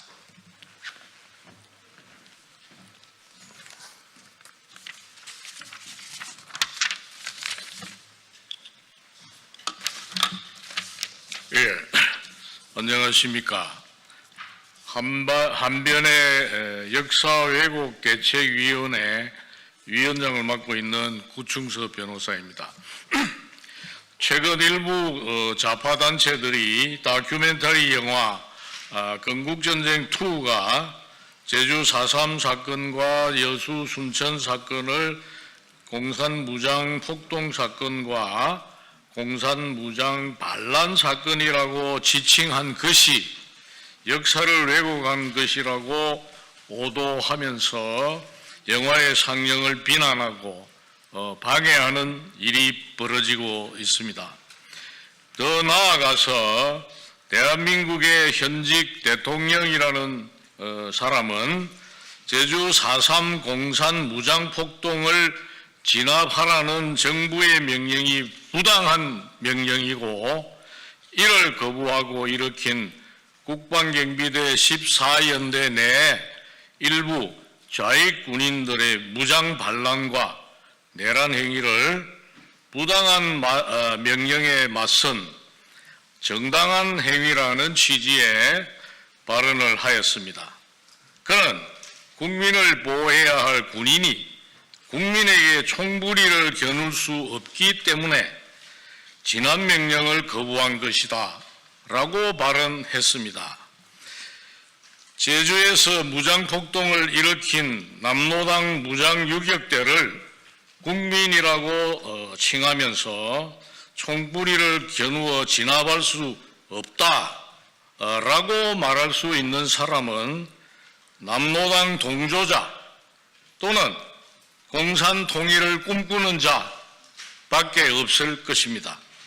이러한 대통령의 발언은 대한민국 헌법을 정면으로 부정하는 매우 심각한 반헌법적 망언으로서 대한민국 애국 시민들과 국민들은 경악과 분노를 금할 수 없습니다. 오늘 기자회견의 취지는 단 하나입니다. 우리나라 내부에서 좌익 세력이 준동하고 있을 뿐만 아니라 대통령까지 나서서 대한민국의 정체성과 헌법 질서를 파괴하고 있다는 사실을 국민들께 알리고 경각심을 호소하기 위함입니다. 국민 여러분께서는 좌익의 선동과 거짓 역사관에 현혹되지 마시고 자유 대한민국을 만들고 발전시켜온 역사의 진실과 자유 대한민국의 정통성을 지켜주시기를 간곡히 부탁드립니다. 헌법재판소의 결정뿐만 아니라 역사적 사실에 의하면 제주 4.3 사건은 명백한 공산폭동 내란 행위입니다. 당시 남노당 무장유격 때는 김일성 만세와 인민공화국 만세를 부르짖고 우리 군경과 우익 인사들과 그 가족들을 학살하였습니다. 따라서 그러한 무장폭동을 진압하라는 명령을 부당한 명령이라고 한 것은 결국 반국가단체의 행위를 정당화한 것으로서 국가보안법 제7조의 반국가단체 찬양, 고무에 해당하는 중대한 위법 행위로 평가될 수 있을 것입니다. 또한 우리 군 내부에 잠입해 있던 좌익 분자들이 제주 4.3 무장폭동을 진압하라는 명령을 거부하고 이를 기화로 무장 반란을 일으켜 상관을 살해하고 여수와 순천 지역을 점령하고 우익 인사와 경찰 그리고 무고한 시민들을 잔인하게 학살하면서 인민공화국 수립을 기도한 행위야말로 대한민국의 국토를 참절하고 국헌을 문란한 목적으로 폭동한 내란 행위라 아니할 수 없습니다. 제주 4.3의 공산 무장 폭동과 여수 순천의 공산 무장 반란과 내란 행위를 왜곡하여 그들을 정당화하고 이를 진압한 행위를 부당한 행위로 폄훼한 발언은 대한민국 대통령으로서 헌법과 법률을 명백하고 중대하게 위반한 것입니다. 이것이야말로 대통령 탄핵 사유에 해당하는 것입니다.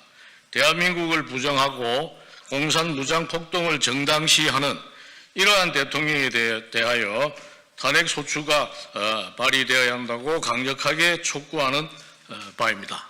감사합니다.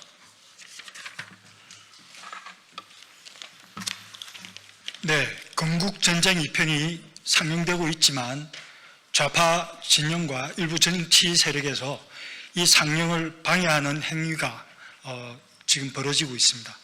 지금 여기 기자회견 참석하신 분들 중에서도 건국전쟁 2편에 참석하셔서 인터뷰한 분들이 계십니다. 이게 나종상 위원, 최종대 위원, 이승학 위원, 박홍균 위원 이 네 분이 건국전쟁 2편에 직접 출연하셔서 인터뷰를 하셨던 분입니다.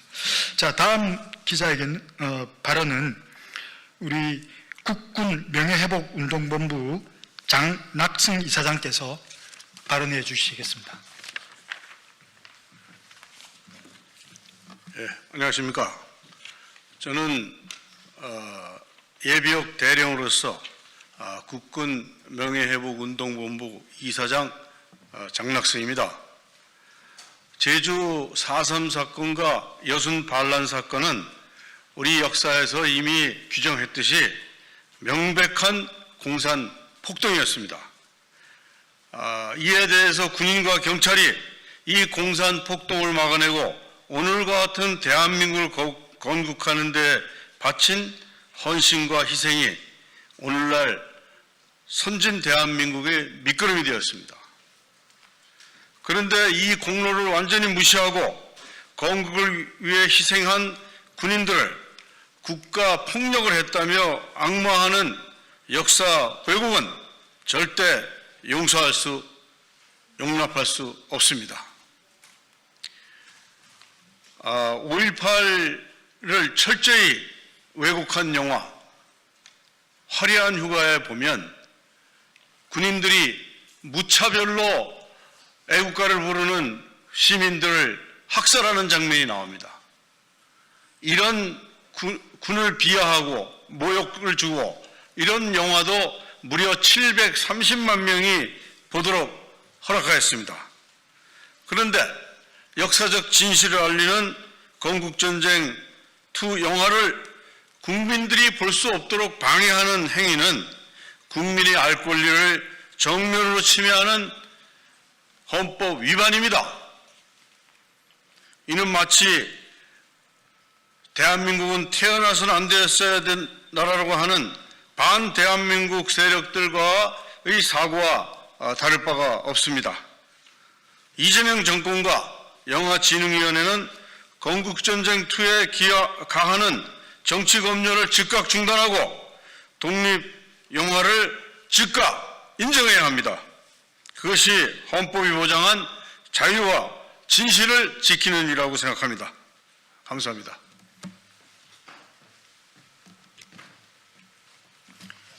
네, 다음은 나종삼 전 제주 4.3 사건 진상조사팀 전문위원이셨던 나종삼 위원께서 발언해 주시겠습니다.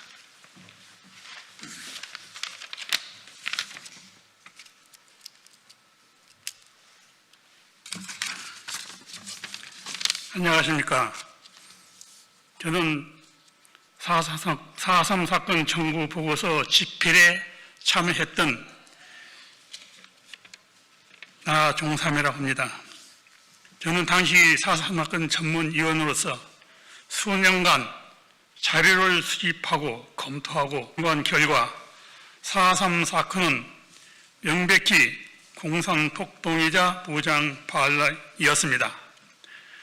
당시 남로당 중앙당은 제주도 당에게 폭동을 일으키라고 지령을 내렸습니다. 그 지령문이 현재 남아 있습니다. 경찰이 입수를 했습니다. 그리고 제주도에 주둔했던 제9연대에서 병력을 동원해서 무장 반환을 하려고 계획을 했습니다. 이 계획이 실천이 못됐지만은 계획상 그렇게 나와 있습니다. 그 계획서가 지금 남아 있습니다. 제주도 인민유교 투쟁 보고서라는 내부 문건에 그렇게 명백히 나와 있습니다. 따라서 4.3 사건은 공산폭동이고 무장반란이라고 감히 말할 수가 있습니다. 그러나 정부 보고서는 이러한 역사적 사실을 은폐하고 또는 평가절하하고 마치 동기다 또는 함정이다 이렇게 서술을 했습니다. 이것은 명백히 역사 왜곡이고 대한민국 정통성을 훼손하는 심각한 문제가 있는 내용입니다. 이에 당시 우파 성향의 위원들이 있었습니다. 그 위원들은 이 보고서를 정부 보고서는 인정 없다고 선언을 하고 저를 포함해서 모두 사퇴를 했습니다. 국민 여러분께서는 4.3 사건의 진실을 확인하시고 이랬던 거짓된 소설에 속지 마시기 바랍니다. 남로당 시각에서 작성된 현행 정부 보고서는 전부 폐기를 해야 한다고 봅니다. 그리고 역사적 사실에 근거해서 대한민국 정통성이 보장되는 그런 새로운 보고서를 작성을 해야 맞다고 저는 보고 있습니다. 이것이 제 소관입니다. 이상 간단하게 보고 드렸습니다. 감사합니다.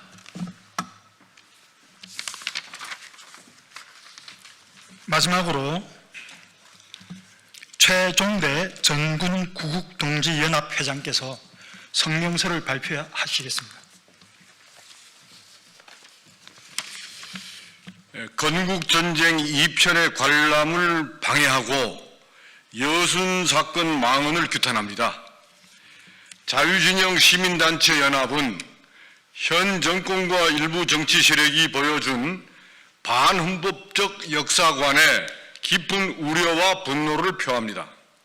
최근 영화 건국전쟁 2를 둘러싸고 조직적으로 관람을 비난하고 상영을 방해하는 시도가 노골적으로 있었으며, 또한 여순 사건에 대해서도 명백한 반란 행위임에도 불구하고 항쟁이라고 미화하는 등 망언이 이어지고 있습니다. 우리는 이러한 발언이 대한민국의 정체성과 헌법 질서를 부정하는 위험한 사상이라고 판단하여 다음과 같이 이를 강력히 규탄합니다. 첫째, 헌법이 보장한 표현의 자유는 침해할 수 없는 것입니다. 영화를 보고 판단하는 것은 국민의 자유입니다. 상영을 막거나 관람자를 공격하는 것은 민주주의의 근간을 부정하는 사상검열이라 할 수 있습니다. 일부 세력은 자신들의 역사관과 다르다는 이유로 건국전쟁 2를 극으로 몰아가며 표현의 자유를 짓밟고 있다, 이렇게 왜곡하고 있습니다. 그러나 이 영화는 사실과 증언을 토대로 대한민국 건국의 진실을 조명한 작품으로 국민의 알 권리와 문화 향유의 자유를 보호받아야 하는 것입니다. 두 번째로, 피해자 보호 명분도 진실을 덮을 수는 없습니다. 유족의 감정은 존중되어야 하지만 진실 규명보다 감정이 앞설 수는 없습니다. 2001년도에 헌재에서 남로당 간부나 무장대 간부들은 희생자에서 제외하라고 했음에도 불구하고 현재 제주 4.3 희생자 중에는 북한에 협력하거나 무장폭동에 가담한 사례가 다수 포함되어 있으며 여순 사건 또한 동일한 오류를 반복하고 있습니다. 피해자 보호의 이름으로 역사 해석을 잘못하고 표현을 봉쇄하는 것은 정치적인 폭력이라 할 수 있으며 민주주의를 부정하는 것입니다. 좌파가 학살자로 왜곡하는 박진경 대령은 공산 폭동을 진압한 진정한 군인이었습니다. 여러분, 현역 대령이 영내에서 좌익에 의해서 피살됐을 때 어떻게 얘기해야 되는 겁니까? 국민은 4.3과 여순 사건의 진실을 직접 확인할 권리가 있습니다. 세 번째로, 헌법재판소와 법률은 이미 4.3 사건의 본질을 규정했음을 알아야 합니다. 헌재는 2001년 9월 27일 선고에서 제주 4.3 사건은 북한 공산정권을 지지하며 무장 세력을 조직해 우리 정부를 공격한 행위라고 결정을 하였습니다. 또한 제주 4.3 특별법 제2조에서도 역시 이를 소요로 명시하고 있습니다. 따라서 4.3 공산폭동을 진압하라는 명령은 적법하고 부당한 명령이라고 공식적으로 언급한 대통령의 발언은 책임져야 합니다. 이게 어떻게 국가 지도자가 할 수 있는 얘기입니까? 진정한 국민보다 인민민주주의를 저하는 반란군을 보호 대상으로 인식한 데서 비롯된 것이라고 봅니다. 제주 4.3 폭동과 내란, 여순 11구 반란 사건은 항쟁으로 인식하는 역사 왜곡은 헌법 질서를 흔드는 내란적인 사고이며 대한민국 정체성을 훼손하는 행위입니다.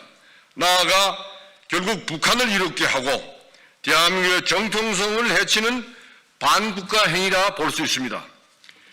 건국전쟁 2는 왜곡된 역사관과 이에 대한 국민적 성찰의 계기입니다. 우리는 표현의 자유를 짓밟고 역사를 왜곡하는 모든 시도를 용납하지 않으며 자유와 진실의 편에서 끝까지 싸울 것입니다. 25년 10월 20일 자유진영 시민단체 연합일동. 감사합니다.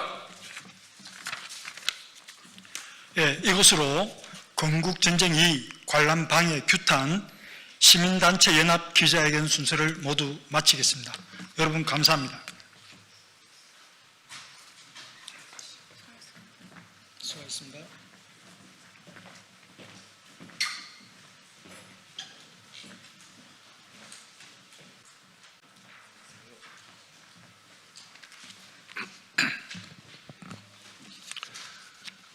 국민의힘 원내수석 대변인 곽규택입니다.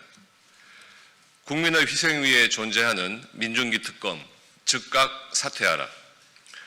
무리한 수사로 무고한 양평 공무원의 목숨을 앗아간 민중기 특별검사가 이제 스스로 수사 대상자로 지목되고 있습니다.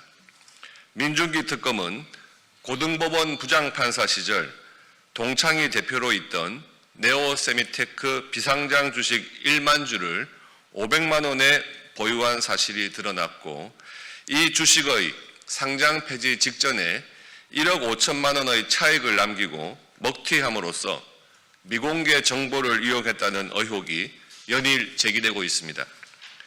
그런데 어제 정무위 국정감사장에서 이재명 대통령의 사법연수원 동기인 이찬진 금융감독원장은 이미 공소시효가 지난 문제라며 금감원의 권한 받기라고 단정했습니다.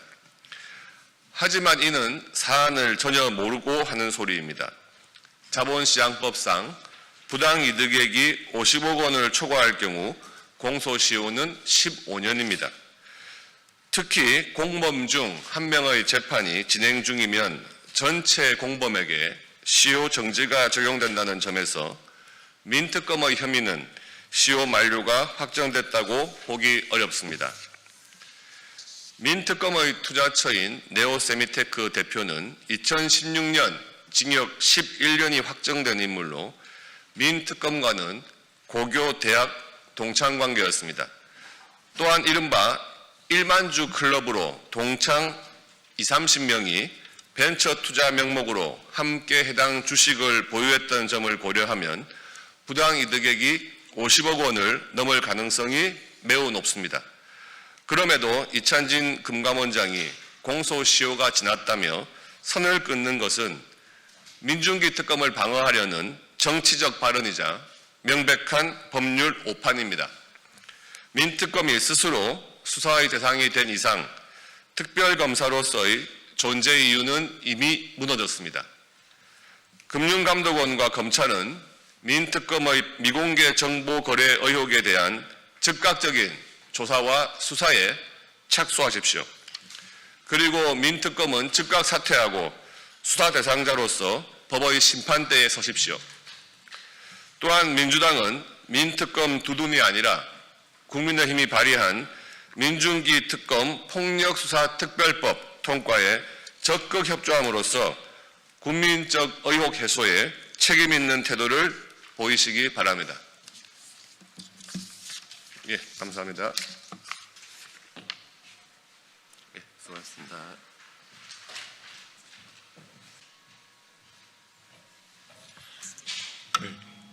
국민의힘 수석대변인 박성훈입니다. 오늘은 한 건의 논평을 진행하겠습니다. 북한의 탄도미사일 발사 강력히 규탄합니다. 북한이 오늘 동해상으로 탄도미사일을 발사했습니다. 북한의 도발을 강력히 규탄합니다. 특히 다음 주 경주에서 열리는 에이펙 정상회의를 앞두고 도널드 트럼프 미국 대통령과 시진핑 중국 국가주석이 모두 참석하는 시점에 강행된 이번 도발은 명백한 무력 시위이자 심각한 안보 위협입니다. 한반도를 둘러싼 외교 안보 환경이 그 어느 때보다 불안한 상황에서 북한은 또다시 국제사회를 향한 도발 의지를 노골적으로 드러냈습니다. 불과 얼마 전 김여정은 대한민국을 향해 허망한 개꿈, 더러운 족속이라 조롱했습니다. 그 조롱의 여운이 채 가시기도 전에 북한은 미사일까지 쏘아 올렸습니다. 말로 모욕하고 행동으로 협박하는 이 노골적 도발 앞에서 정부는 또다시 평화라는 이름의 침묵으로 일관할 것입니까? 이재명 정부는 언제까지 대화와 인내라는 미명 아래 현실을 외면하고 굴욕적 저자세를 고집할 것입니까? 이미 북한은 비핵화를 부정하고 우리를 명백한 적대국으로 규정했습니다. 그런데도 대통령은 억압으로는 해결되지 않는다는 말만 되풀이하며 김정은 눈치만 살피고 있습니다. 이제라도 냉엄한 현실을 직시해야 합니다. 지금은 한가하게 북한 눈치 볼 때가 아니라 대한민국을 지킬 때입니다. 지금 필요한 것은 평화 타령이 아니라 억지력 유지 강화와 실질적인 대응입니다. 한미일 공조를 더욱 강화하고 철동 같은 대비 태세를 구축해야 합니다. 국민의힘은 어떠한 도발에도 굴하지 않고 국민의 생명과 영토를 지키기 위해 모든 노력을 다할 것입니다.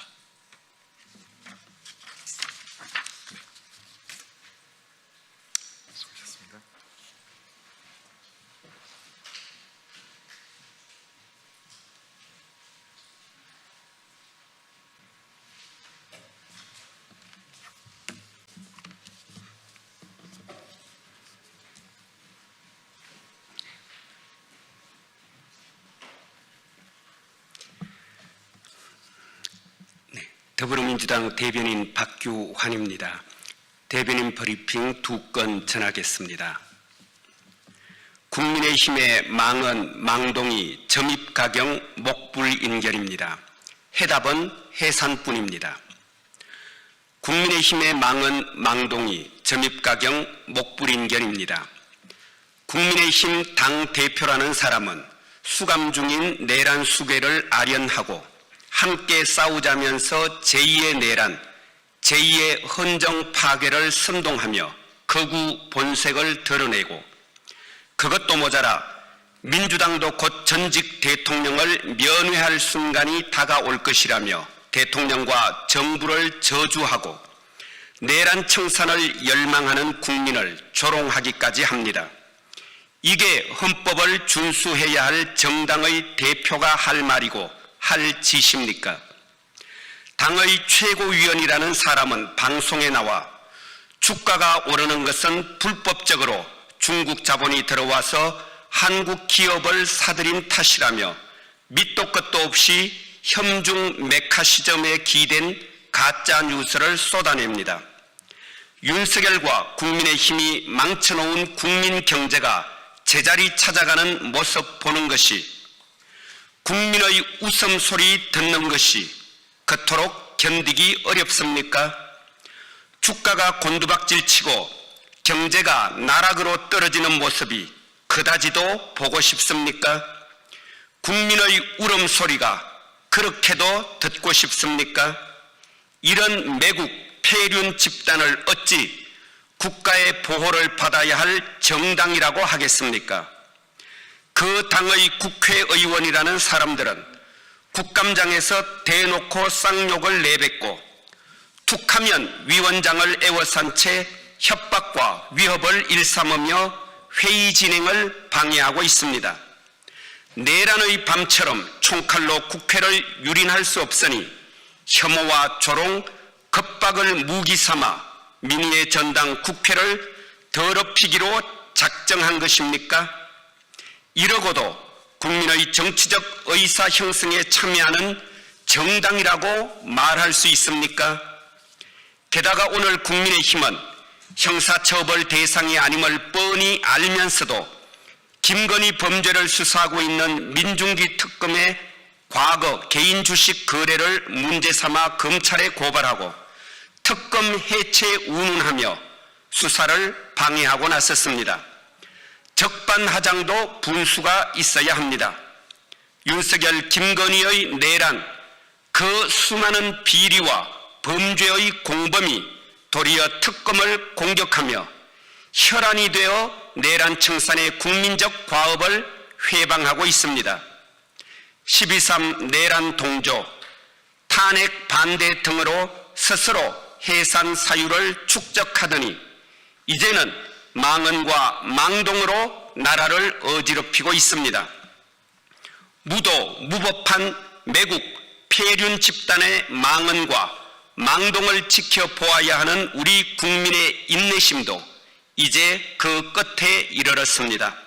해답은 해산뿐입니다.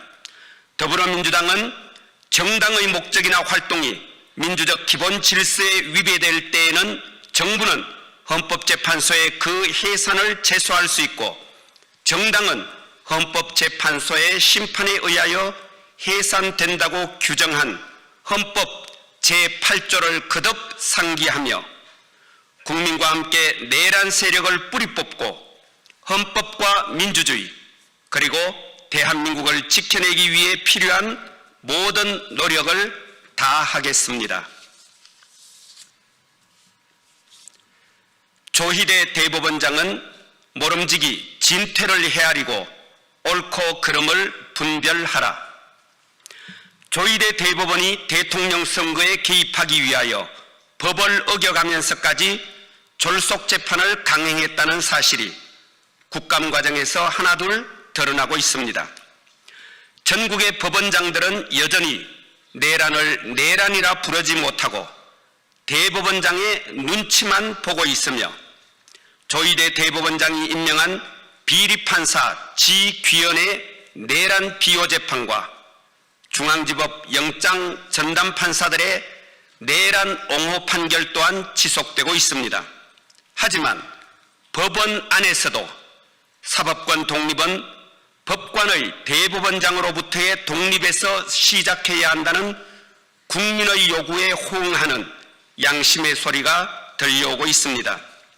어제 송승용 서울중앙지법 부장판사는 대법원의 이재명 재판에 대하여 대법관들은 빠른 시기에 사실관계와 쟁점 파악에 착수했고 이 사건 쟁점에 관한 입체적이고 심층적인 추가 검토를 집중적으로 행했으며 이를 토대로 치열한 토론을 했다고 하였지만 권영준 대법관과 신숙희 대법관의 국외 출장 일정, 마용주 대법관의 4월 9일 취임, 여타 사건에 대한 대법원 판결 등을 고려할 때 신속하고 충실하게 이 사건을 심리하여 결론에 이르렀다는 점이 도저히 수긍이 가지 않는다고 의문을 제기하였습니다. 아울러 특정 사건에 한하여 이례적이고 신속한 절차를 진행한 선별적 정의는 과연 정의냐고 묻고 이 사건에 대해 국민이 납득할 만한 해명을 할 수 없다면 마지막으로 남은 명예와 자존심을 지키기 위해서라도 스스로 거취에 관해 결단해 주실 것을 요청한다고 대법원장의 사퇴를 촉구했습니다. 지난 20일에는 서울중앙지법 이진관 부장판사가 한덕수 전 총리에게 내란 중요 임무 종사 혐의를 추가하여 공소장을 변경토록 요구하는 한편 한 전 총리 측의 공판 기일 변경 요청을 받아들이지 않고 이 사건은 신속한 재판이 필요한 사안으로 6개월 내 종결을 목표로 공판 일정은 그대로 유지하겠다는 단호한 태도를 보여주었습니다. 국민 위에 헌법 위에 있는 듯이 행세하는 법관들의 반민주적 행태에 익숙한 우리 국민은 민주주의와 헌법 정신에 투철한 법관들의 정의로운 목소리를 환영합니다. 또한 사법부 구성원이 스스로 자성하고 자정하여 사법개혁의 대의에 동참하기를 촉구하고 있습니다.